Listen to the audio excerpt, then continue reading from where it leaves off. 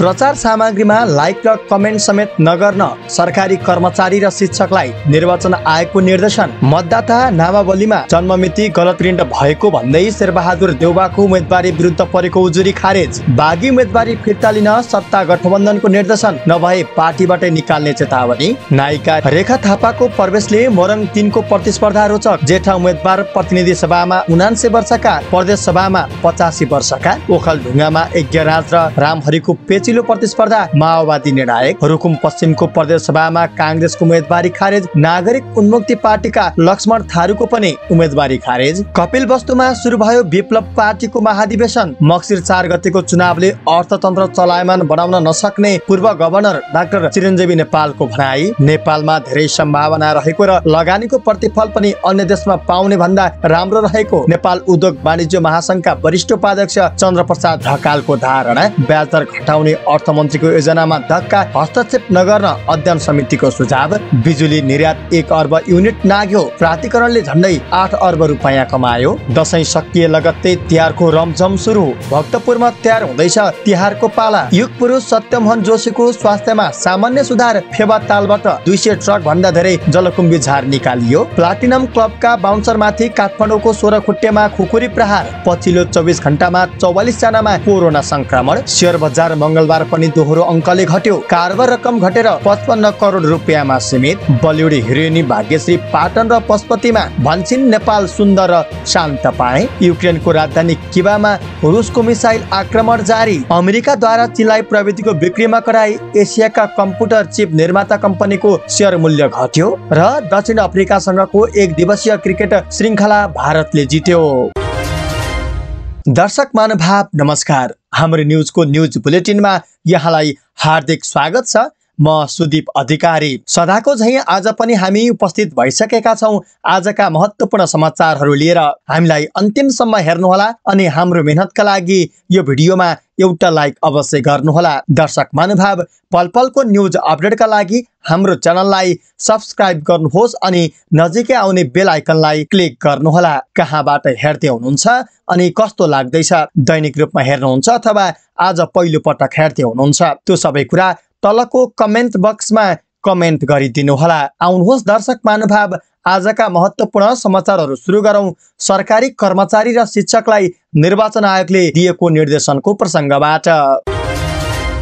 निर्वाचन आयोगले आउँदो मक्सिर 4 गते हुने चुनावका लागि कुनै दल र उम्मेदवारको पक्ष र विपक्षमा गतिविधि नगर्न सरकारी कर्मचारी र शिक्षकहरूलाई निर्देशन दिएको छ। निर्वाचन आचार संहिता 2079 को अनुगमन गर्दा कतिपय सरकारी कर्मचारी तथा शिक्षक प्राध्यापकहरूले राजनीतिक दल र उम्मेदवारको पक्ष वा विपक्षमा प्रचार प्रसारमा संलग्न भएको पाइएको भन्दै आयोगले कडा निर्देशन दिएको हो। प्रचार प्रसारमा संलग्न कर्मचारी र शिक्षकहरूले उम्मेदवारसँग तस्बिर खिचाउने, बधाई र शुभकामना दिने, राजनीतिक दल र उम्मेदवारका प्रचार सामग्रीलाई शेयर र लाइक गर्ने गरेका घटनाहरू अनुगमनका क्रममा पाइएकाले आयोगले कारबाही सुरु गरेको जानकारी दिएको छ। निर्वाचन आचार संहितामा कुनै राजनीतिक दल वा उम्मेदवारको पक्ष वा विपक्षमा प्रचार प्रसारमा संलग्न हुन वा प्रचार प्रसार गर्न नहुने र सामाजिक सञ्जालमा राजनीतिक दल वा उम्मेदवारको पक्ष विपक्षमा कुनै सन्देश, सूचना, प्रचार प्रसार सामग्री पोस्ट वा शेयर गर्न वा सामाजिक सञ्जाल मार्फत मत माग्न नहुने व्यवस्था गरिएको आयोगले स्मरण गराएको छ।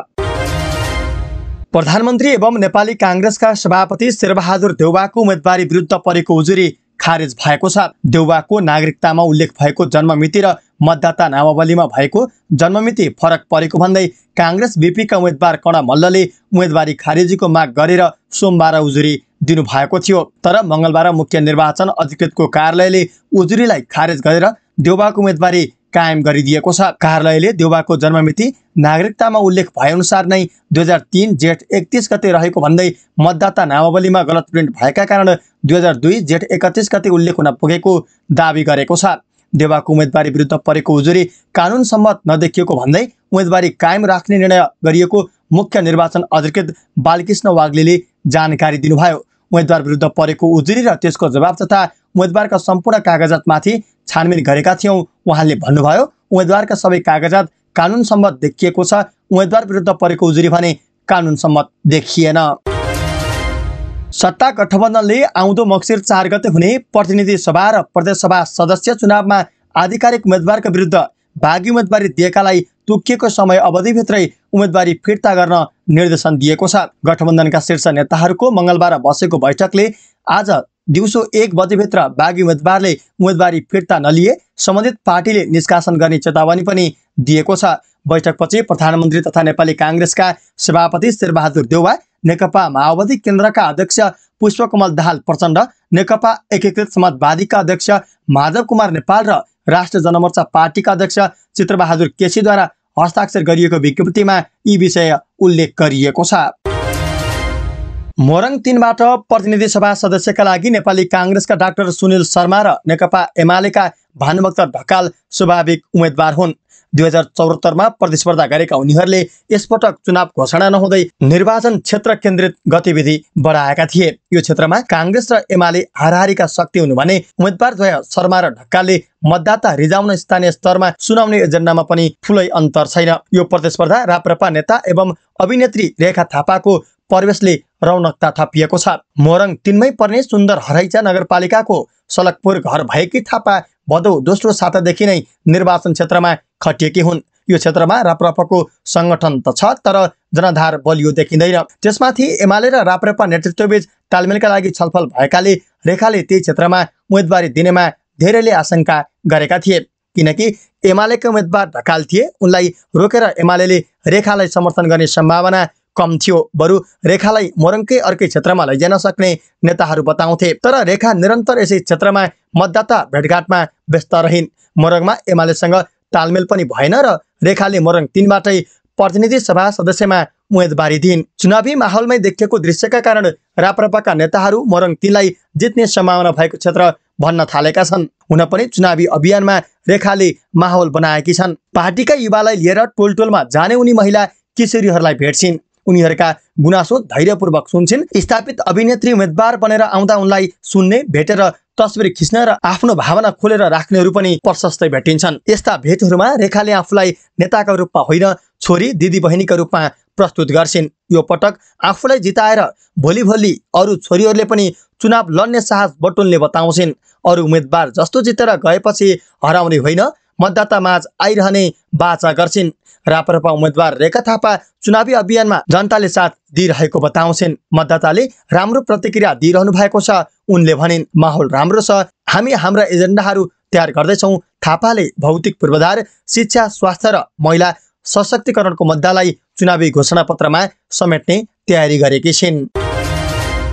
प्रतिनिधि सभा गोर्खा 2का 79 वर्षीय टिकादत्त पोखरेल सबभन्दा जेठा उम्मेदवार हुन्। नेपाली काङ्ग्रेस बीपीबाट उम्मेदवार बनेका उनले माओवादी केन्द्रका अध्यक्ष पुष्पकमल दाहाल प्रचण्डसँग प्रतिस्पर्धा गर्नेछन्। 87 वर्षीय युवराम गौराम राप्रपाबाट तेह्रथुम 1मा उम्मेदवार छन्। 85 वर्षका महेन्द्र राय यादव माओवादी केन्द्रबाट सर्लाही 2मा उम्मेदवार छन्। 85 वर्षकै विष्णुप्रसाद ढकालले काठमाडौँ 6बाट स्वतन्त्र उम्मेदवारी दिएका छन्। प्रदेशसभाका सबैभन्दा जेठा उम्मेदवार भने पर्वतका बालकृष्ण पौडेल छन्। राप्रपा नेपालबाट पर्वत 1खबाट उम्मेदवारी दिएका उनी 85 वर्षका हुन्। राप्रपा नेपालले नै म्याग्दी 1खमा झलक बहादुर बानियालाई प्रदेशसभाको उम्मेदवार बनाएको छ। 75 वर्ष र त्यसभन्दा माथिका 20 जना वृद्धहरू प्रदेशसभा देशभर उम्मेदवार बनेका छन्। आज उम्मेदवारहरूले मनोनयन पत्र फिर्ता लिने समय तालिका तोकिएको छ। त्यसअघिसम्मको निर्वाचन आयोगको अन्तिम विवरण अनुसार 40 देखि 60 वर्षका प्रौढहरूको बाहुल्य छ। कुल 3481 उम्मेदवार मध्ये 40 देखि 60 वर्षका 1995 जना उम्मेदवार छन्। यो कुल उम्मेदवारीको करिब 57% हो। 25 देखि 40 वर्षका युवा उम्मेदवारको संख्या 1070 छ, जुन करिब 31% हो। 60 वर्ष माथिका उम्मेदवारहरूको संख्या 416 छ, जुन करिब 12% हुन आउँछ। कुल मध्ये 32 जना उम्मेदवारहरू 25 वर्षका छन्, जुन उम्मेदवारी दिने सबभन्दा कम उमेर हो। आँकडा हेर्दा ठुला दलहरूको तुलनामा साना र नयाँ खुलेका दलहरूले 40 भन्दा कम र 60 भन्दा बढी उमेरका उम्मेदवारहरूलाई अघि सारेको देखिन्छ। महिलातर्फ हेर्दा काठमाडौँमा विष्णुदेवी पुरासनी र रत्नकुमारी श्रेष्ठ 71 वर्षका सबैभन्दा पाका महिला उम्मेदवार हुन्। पुरासनीले काठमाडौँ 3खबाट स्वतन्त्र उम्मेदवारी दिएकी हुन् भने श्रेष्ठले काठमाडौँ 7खमा राप्रपा नेपालबाट उम्मेदवारी दिएकी हुन्। 60 गतेका महिला उम्मेदवारहरू 15 जना मात्रै छन्। 25 वर्षका 4 जना युवती विभिन्न प्रदेशमा उम्मेदवारी दिएका छन्। रिकु देवी यादवले सप्तरी 2 खमा स्वतन्त्र उम्मेदवारी दिएकी छिन्। मीरा कुमारी यादव धनुषा 4 कमा राप्रपाबाट उम्मेदवारी दिएकी छिन्। धादिङ 1 कमा रविना पौडेल स्वतन्त्र उम्मेदवार छिन्। श्रीसा गोले चितवन 2 कमा मंगोल नेशनल अर्गनाइजेसनबाट उम्मेदवार बनेकी छिन्। ओखलढुङ्गामा सत्ता गठबन्धनबाट नेपाली कांग्रेसका उम्मेदवार बनेका रामहरि खतिवडा र विपक्षी गठबन्धनबाट उम्मेदवार बनेका एमालेका एकेराज सुनवार चिरपरिचित प्रतिद्वन्दी हुन्।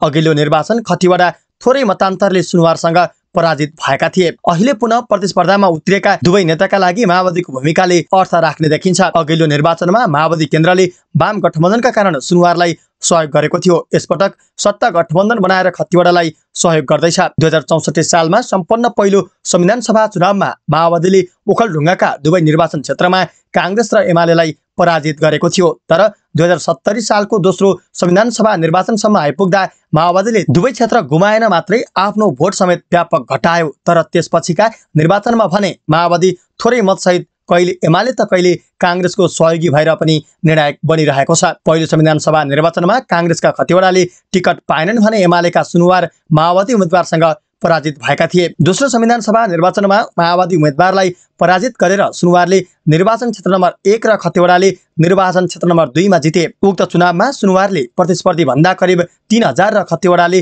प्रतिस्पर्धी भन्दा करिब 5000 बढी मत ल्याएर विजयी भएका थिए। 2074 सालको निर्वाचनका समयमा ओखलढुङ्गामा एउटा मात्र निर्वाचन क्षेत्र कायम थियो। साथै एमाले र माओवादी केन्द्रले पार्टी एकताको घोषणा गरेर वाम गठबन्धन समेत बनाएका थिए।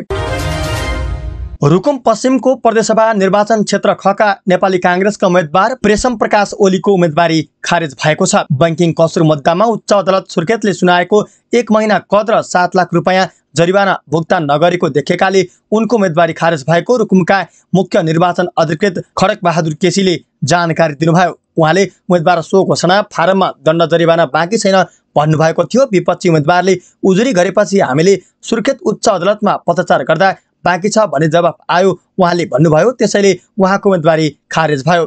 ओली विरुद्ध उम्मेदवार हुन अयोग्य भएको भने सोमबार मुख्य निर्वाचन अधिकृतको कार्यालय रुकुम पश्चिममा माओवादी केन्द्रका प्रदेश सभा क्षेत्र नम्बर 2 का उम्मेदवार राजकुमार शर्माले उजुरी दिएका थिए। मुख्य निर्वाचन अधिकृत केसीका अनुसार कांग्रेस उम्मेदवार ओली उक्त उजुरीको प्रतिवाद गर्न पनि आएका थिएनन्।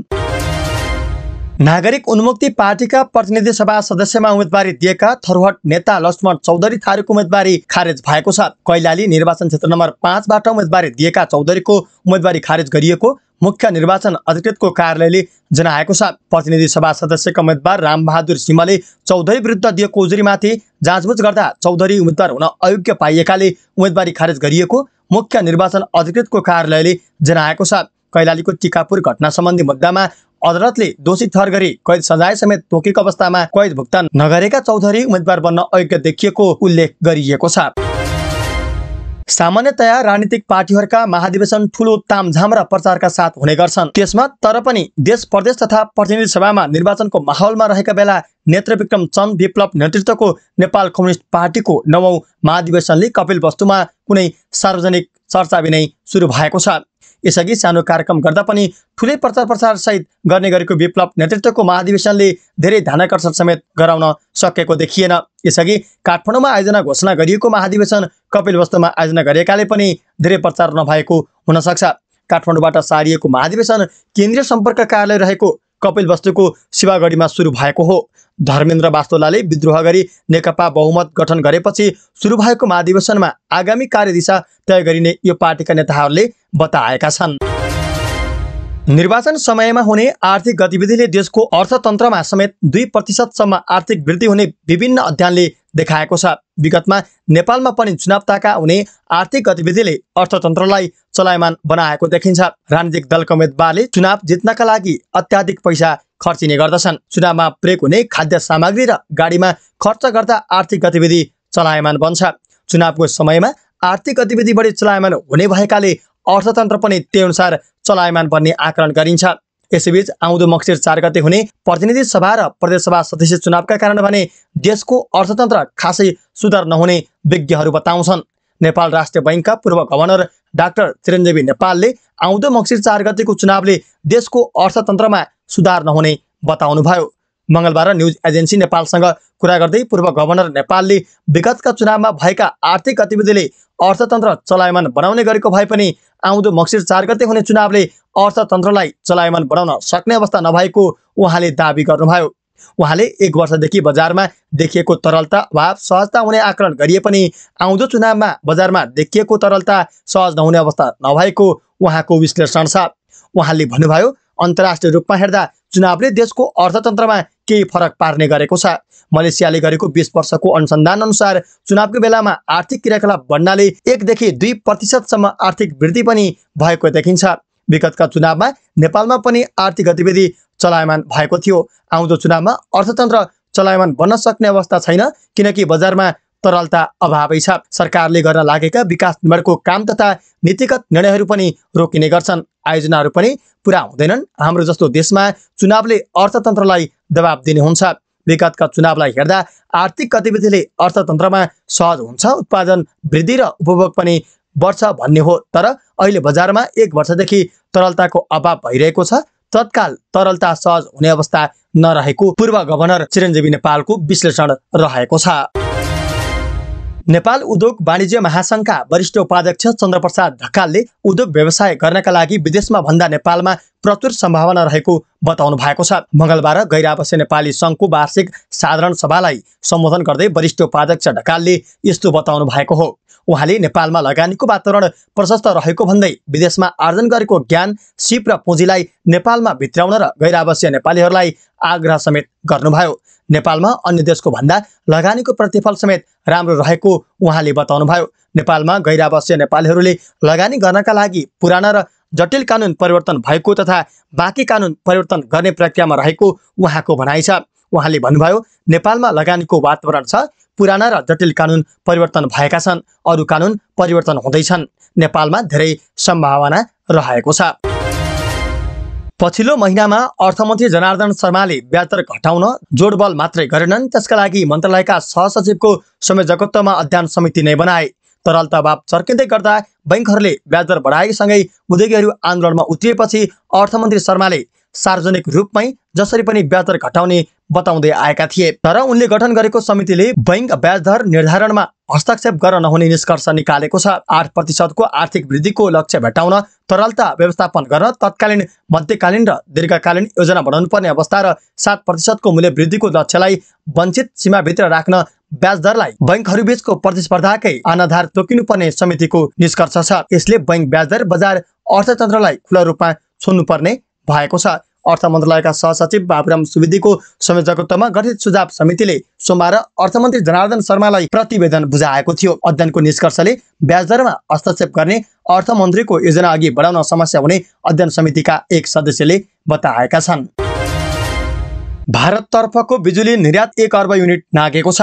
नेपाल विद्युत प्राधिकरणले देशभित्र खपत गरी बाँकी भएको वर्षायामको बिजुली गएको जेठ 19 गतेदेखि इन्डियन इनर्जी एक्सचेन्ज लिमिटेडको अहेड बजारमा प्रतिस्पर्धा मार्फत बिक्री सुरु गरेको थियो। त्यसपछि मंगलबारसम्म अर्थात् असोज 25 गतेसम्ममा 1 अर्ब 30 लाख युनिट बिजुली निर्यात भएको हो। देशभित्र खपत गरी बाँकी भएको बिजुली भारततर्फ निर्यात गरी यस अवधिमा 7 अर्ब 93 करोड 22 लाख रुपियाँ खुद आम्दानी भएको प्राधिकरणका कार्यकारी निर्देशक कुलमान घिसिङले बताउनुभयो। विद्युत निर्यात 1 अर्ब युनिट नाग्नु हाम्रो लागि अर्को कोचडुङ्गा हो। उहाँले भन्नुभयो, निर्यात गरिएको विद्युतको प्रति युनिट औसत मूल्य 7 रुपियाँ 91 पैसा रहेको छ।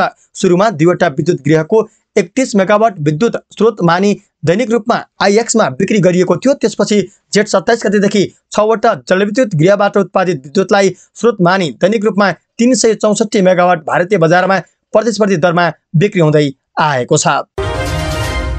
नेपालीहरूको दोस्रो ठूलो पर्व तिहार नजिक आउँदैछ। बजारमा तिहारका लागि आवश्यक पालाको माग बढेसँगै भक्तपुरका कुमाले समुदायलाई यतिखेर पाला बनाउने, सुकाउने, पोलेर पुरा तयार गरी बजार पठाउन भ्याइ नभ्याइ भएको छ। तिहार आउन अझै 2 हप्ता बाँकी छ। माग अनुसारको पाला 1 हप्ताभित्र पठाउनु पर्छ। भक्तपुर तालवाकका गंगालक्ष्मी प्रजापतिले भन्नुभयो। तिहार नजिकैसँगै तालवाकमा कुमाले समुदायको दिनचर्या नै पाला तयार गर्नेमै बित्ने गरेको गंगालक्ष्मी बताउनुहुन्छ। तिहारमा पालाको माग अत्याधिक मात्रामा हुने भएकाले यो समय कुमालेले अन्य भाँडा बनाउने कामलाई थाती राखेका छन्। तिहारमा लक्ष्मी पूजाका लागि बाहिरी जिल्लाबाट माग आउने भएकाले अन्य भाँडा बनाउने कामलाई थाती राखेको गंगा लक्ष्मीले बताउनुभयो। बिहान 5 बजेदेखि अघिल्लो दिन नै तयार गरी राखेको माटाले पाला बनाउने, सुकाउने र रातो माटाको रङ लगाउने र सुकिसकेको पालालाई पोलेर तयार गरी माग अनुसार बजार पठाउने काममा दिन बित्छ। अहिले अन्य भाँडाकुँडा बनाउने समय छैन, गंगा लक्ष्मीले सुनाउनुभयो। अहिले भक्तपुरका तालवाकमा प्रजापति मात्र होइन, सुजमारी, तिवाली, तुमुचो, च्यामसिम, सूर्यविनायक र चुनदेवीका कुमाले समेत अन्य भाँडा बनाउने कामलाई थाती राख्दै पाला बनाउने कार्यमा तल्लीन रहेका छन्। वाङमय शताब्दी पुरुष सत्यमोहन जोशीको स्वास्थ्यमा सामान्य सुधार भएको छ। विगत 18 दिनदेखि ललितपुरको किस अस्पतालमा उपचाररत जोशीको स्वास्थ्यमा सोमबार भन्दा मंगलबार केही सुधार आएको अस्पतालले जनाएको छ। मुटुको चाल सम्बन्धी समस्यामा पनि केही सुधार आएको र उहाँले सामान्य प्रतिक्रिया समेत देखाउनु भएको अस्पतालका निर्देशक प्राध्यापक डाक्टर सूरज वज्राचार्यले जानकारी दिनुभयो। छातीमा निमोनियाको संक्रमण भएकाले एन्टिबायोटिक्स भने निरन्तर चलिरहेको छ। रगत परीक्षणपछि उहाँमा डेङ्गी पुष्टि भई उपचार भइरहेकोमा सोमबार बढी समस्या आएर उच्च मात्रामा अक्सिजन दिइएको थियो। जोशी 103 वर्षको हुनुहुन्छ। संस्कृतविद जोशीले नेपालको सांस्कृतिक क्षेत्रमा महत्त्वपूर्ण योगदान दिनुभएको छ। पोखरा महानगरपालिकाले मंगलबारदेखि फेवाताल सरसफाई अभियान सुरु गरेको छ।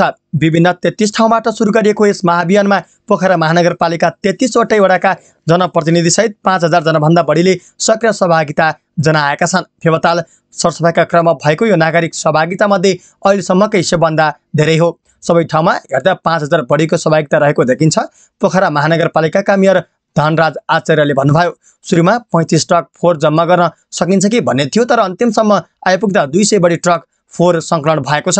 महाअभियानको पहिलो दिन 200 बढी ट्रक जलकुम्भी झार लगायतको फोहोर फेवातालबाट बाहिर निकालिएको उहाँले बताउनुभयो। तालको झण्डै 75% क्षेत्रमा फैलिएको झार मंगलबार अभियानका क्रममा निकालिएको छ। अभियानलाई निरन्तर गर्ने सम्बन्धमा महानगरपालिकाले स्थायी संयन्त्र बनाएर अगाडि बढ्ने मेयर आचार्यको भनाइ छ।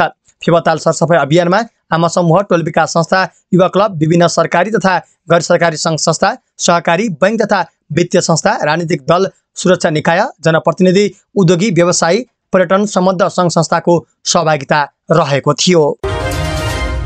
काठमाडौँ स्थित दरबार मार्गको प्लाटिनम क्लबका 2 जना बााउन्सरमाथि मंगलबार बिहान काठमाडौँको सोरोखुट्टेमा खुकुरी प्रहार भएको छ। ड्युटी सकेर घर फर्किँदै गरेका नितेश राई र छिरिङ लामालाई मंगलबार बिहान 4 बजे सोरोखुट्टेमा मोटरसाइकल चढेर 7-8 जनाले आक्रमण गरेको प्रहरीले जनाएको छ। आक्रमणबाट नितेशको खुट्टामा र छिरिङको टाउकोमा चोट लागेको छ। उनीहरूको गान्धी अस्पतालमा उपचार भइरहेको छ। काठमाडौँ प्रहरी परिसरका एसपी दिनेश राज मैनालीका अनुसार खुकुरी प्रहार भएको सूचना पाएपछि प्रहरी घटनास्थलमा पुगेको र संलग्नहरूको खोजी सुरु गरिएको छ।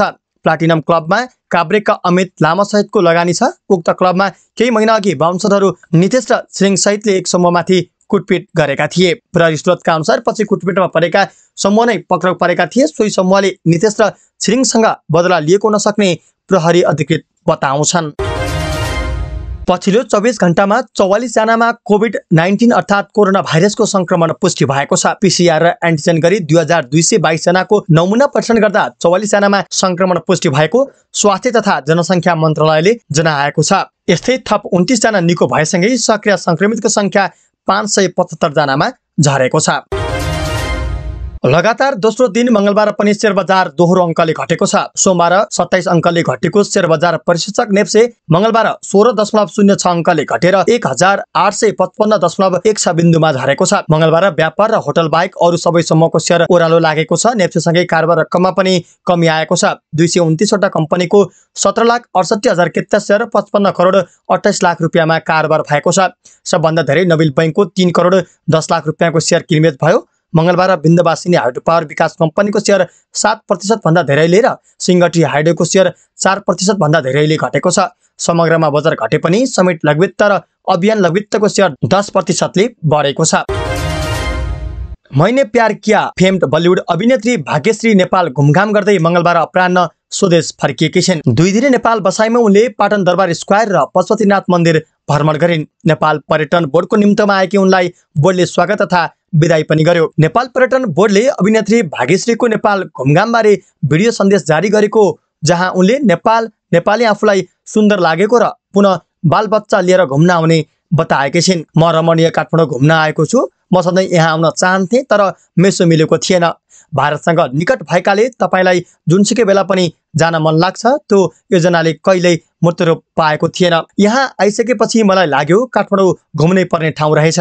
2 दिन घुम्दा मैले नेपाललाई निकै सुन्दर र शान्त पाएँ। म यहाँ रहँदा पाटन दरबार स्क्वायर घुमेँ, पशुपतिनाथ मन्दिरमा दर्शन गरेँ। अन्ततः मैले निकै शान्त महसुस गरेँ। नेपालमा घुमघामका लागि धेरै पर्यटकीय ठाउँ छन्। विशेष गरी मेरा बालबच्चालाई पनि ट्रेकिङको लागि नेपाल ल्याउन चाहन्छु। उनीहरूले नेपालमा इन्जोय गर्नेछन्। मौसम अति राम्रो छ। तपाईले कफी र मोमोसँग इन्जोय गर्न सक्नुहुन्छ। मलाई नेपाली परिकार अति मन पर्यो। नेपालीहरू मायालु पाए, आशावादी पनि। विदा जस्तो हुनुपर्छ। सप्ताहन्तमा विदा मिल्यो भने नेपाल आउनुस्, आराम र रमाइलो गर्नुस्। काठमाडौँ नेपाल तपाईलाई स्वागत गर्न तयार छ, उनले आफ्नो भिडियो सन्देशमा भनेकी छिन्। समाचारका क्रममा अन्तर्राष्ट्रिय समाचार। युक्रेनको राजधानी कियभमा मंगलबार दोस्रो दिन पनि रुसले मिसाइल आक्रमण जारी राखेको छ। सोमबार भएका थुप्रै मिसाइल आक्रमणका कारण 19 जनाको ज्यान गएको छ भने कयौं घाइते भएका छन्। मंगलबार पनि युक्रेनको राजधानी कियभको मध्यभागमा रुसले बिहानै मिसाइल हानेको बीबीसीले जनाएको छ। मंगलबारको आक्रमणबाट 1 जनाको ज्यान गएको छ भने थुप्रै संरचना ध्वस्त भएका छन्। राजधानीमा खतराका साइरन बजिरहेका छन् भने सरकारले नागरिकलाई बङ्कर र सुरक्षित ठाउँमा जान आग्रह गरेको छ। साइरनलाई व्यवस्था नगर्न र आफूहरूलाई सुरक्षित राख्न राष्ट्रपतिका सल्लाहकारले निर्देशन दिएको खबरमा उल्लेख छ। सोमबार रुसले प्रहार गरेका 83 वटा मध्ये 43 वटा मिसाइल खसालिदिएको दाबी गरेको युक्रेनले मंगलबार पनि थप 4 वटा मिसाइल भुइँमा झर्न नपाउँदै खसालिदिएको दाबी गरेको छ। अमेरिकाले चीनलाई प्रविधिको बिक्रीमा प्रतिबन्ध लगाउन कडा नियमहरू घोषणा गरेसँगै एसियाका प्रमुख कम्प्युटर चिप निर्माताहरूको शेयर भाव घटेको छ। अमेरिकाले चिनिया चिप निर्माताहरूले चिपहरू उत्पादन गर्न सक्ने उपकरणहरू आपूर्ति गर्न इजाजत पत्रको लागि आवेदन दिनुपर्ने व्यवस्थासहित शुक्रबार नयाँ नियम घोषणा गरेको थियो। अमेरिकाको घोषणापछि लगातार बिदा परेका कारण मंगलबार खुलेका ताइवान, दक्षिण कोरिया र जापानका शेयर बजारमा प्रविधि कम्पनीहरूको शेयर भाव घटेको बीबीसीले जनाएको छ। ताइवानको चिप मेकर कम्पनी TSMC को शेयर 7.7% घटेको छ। यस्तै दक्षिण कोरियाको सामसुङ इलेक्ट्रोनिक्स कम्पनीको शेयर 2.3 र जापानको टोकियो इलेक्ट्रोनको शेयर 5.5% घटेको छ। अमेरिकाले अमेरिकी फर्महरूलाई सुपर कम्प्युटर र आर्टिफिशियल इन्टेलिजेन्सका लागि प्रयोग हुने केही चिप चिनिया कम्पनीहरूलाई बेच्ने पुरै प्रतिबन्ध लगाउने बताएको छ। अमेरिकाले चिनिया सैन्य र प्राविधिक प्रगतिलाई रोक्नका लागि नयाँ नियम लागू गरेको जनाएको छ। यो नियम चीनमा प्रविधि निर्यात गर्ने अमेरिकी नीतिमा पछिल्लो दशककै सबभन्दा ठूलो परिवर्तन हो। र दक्षिण अफ्रिकासँगको 1 दिवसीय क्रिकेट श्रृङ्खला भारतले जितेको छ। नयाँ दिल्लीमा मंगलबार भएको तेस्रो तथा अन्तिम खेल 7 विकेटले जितेसँगै भारतले श्रृङ्खला नै जितेको हो। दक्षिण अफ्रिकाले दिएको 100 रनको झिनो लक्ष्य भारतले 19 ओभर 1 बलमा 3 विकेट गुमाएर भेटायो। भारतका शुभमन गिलले सर्वाधिक 49 रन बनाए। बलिङतर्फ दक्षिण अफ्रिकाका लुङ्गी इगिन्डी र बिजोर्न फर्च्युनले 1-1 विकेट लिए। यसअघि पहिलो ब्याटिङ गरेको दक्षिण अफ्रिकाले 27 ओभर 1 बलमा अल आउट हुँदै 79 रन मात्रै बनायो। यसका लागि हेनरिक क्याल्सियनले सर्वाधिक 34 रन बनाए। बलिङतर्फ भारतका कुलदीप यादवले 4 तथा वाशिङटन सुन्दर, मोहम्मद सिराज र शहबाज अहमदले 2-2 विकेट लिए। यसअघि भएको 3 खेलको टी20 श्रृङ्खला पनि भारतले नै जितेको थियो। हवस् त दर्शक महानुभाव, आजका महत्त्वपूर्ण समाचारहरू यति नै। हामीले प्रस्तुत गरेका समाचारहरूप्रति तपाईको धारणा के छ? आफ्नो धारणा तलको कमेन्ट बक्समा कमेन्ट गर्नुहोला। हाम्रो मेहनतका लागि यो भिडियोमा एउटा सानो लाइक अवश्य गर्नुहोला। दर्शक महानुभाव, पलपलको न्युज अपडेटका लागि हाम्रो च्यानललाई सब्स्क्राइब गर्नुहोस् अनि नजिकै आउने बेल आइकनलाई क्लिक गर्नुहोला। पलपलको न्युज अपडेटका साथ फेरि हाम्रो भेट हुनेछ। तपाईँ हाम्रो न्युज हेर्दै गर्नुहोस्। नमस्कार।